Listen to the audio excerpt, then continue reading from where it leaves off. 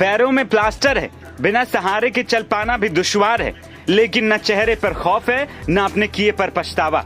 ये अपराधी कोई आम नहीं बल्कि कई बड़ी वारदातों को अंजाम देने वाला लॉरेंस बिश्नोई हाशिम बाबा गैंग का शार्प शूटर है, जिसे दिल्ली पुलिस की स्पेशल सेल और मथुरा पुलिस के जॉइंट ऑपरेशन में मुठभेड़ के बाद यूपी के मथुरा से धर दबोचा गया।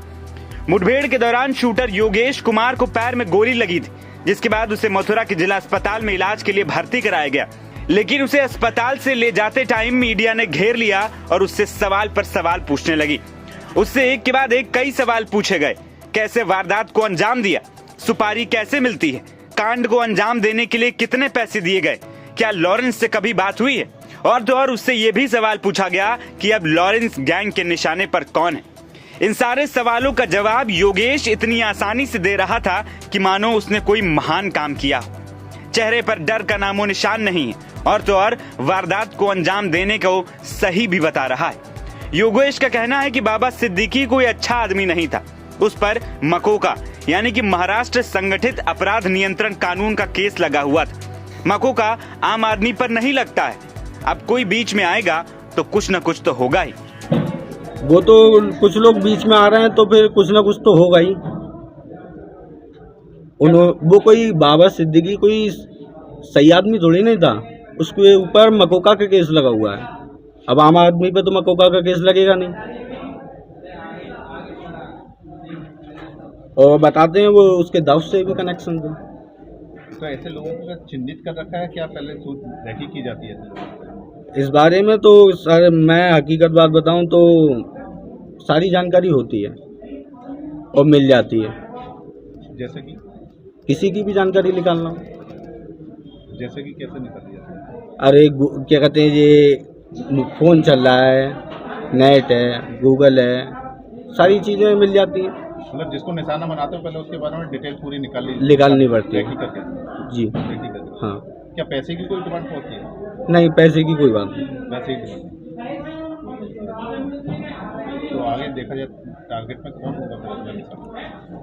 अगला निशाना तो देखो, हम तो जा रहे हैं जेल, अब पता नहीं कौन क्या कर रहा है और कैसा क्या होगा, इस बारे में मुझे जानकारी नहीं है। संपर्क कैसे करते हो? संपर्क कुछ जो दोस्त थे दिल्ली के मेरे, उनके जरिए बात हुई थी, मेरा तो कोई संपर्क था ही नहीं। तो जिस प्रकार से देखा जाए जेल में बंद हो जाते हैं फिर, लेकिन आपस में संपर्क कैसे कर लेते हो? एक दूसरे के जरिए कोई ना कोई आता जाता रहता है। और लोग गैंग बहुत बड़ी है। गैंग कितने लोग होंगे गैंग में? 100 से ज़्यादा ही होंगे। क्या इंडिया से बाहर भी कनेक्ट? हाँ है। शूटर योगेश का दावा है कि उसे बदायूं से पकड़ा गया है और मथुरा में उसका एनकाउंटर किया गया। लॉरेंस बिश्नोई गैंग के शार्प शूटर का दावा है कि वो पैसे के लिए काम नहीं करता है, बस भाईचारा है, भाईचारे में काम होता है, हमारा गैंग बहुत बड़ा है। इस दौरान योगेश ने धमकी भरे लहजे में यह भी कहा कि जो बीच में आएगा उसके साथ कुछ न कुछ तो होगा ही।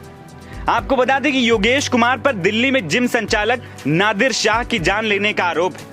गौर करने वाली बात यह है कि योगेश जिस तरीके से बात कर रहा है उससे साफ है कि शार्प शूटरों का ब्रेन वॉश कैसे लॉरेंस बिश्नोई गैंग करता है कि वो किसी को भी मारने और मरने को तैयार रहते हैं। पुलिस कस्टडी और एनकाउंटर में घायल होने के बाद भी इस शूटर के अंदाज को देखकर साफ अंदाजा लगाया जा सकता है। बता दें कि 66 साल के एनसीपी नेता को बीते शनिवार रात मुंबई के बांद्रा इलाके के खैर नगर में उनके विधायक बेटे जीशान सिद्दीकी के कार्यालय के बाहर 3 लोगों ने घेर कर गोली मार दी थी। मुंबई पुलिस के मुताबिक उन्हें लीलावती अस्पताल ले जाया गया, जहां उन्हें मृत घोषित कर दिया गया था। इस मामले की जिम्मेदारी लॉरेंस बिश्नोई गैंग ने ली थी। इसी के बाद कई टीमें लॉरेंस गैंग के शूटरों की धरपकड़ करने में जुटी हैं ताकि पूरे मामले का खुलासा किया जा सके।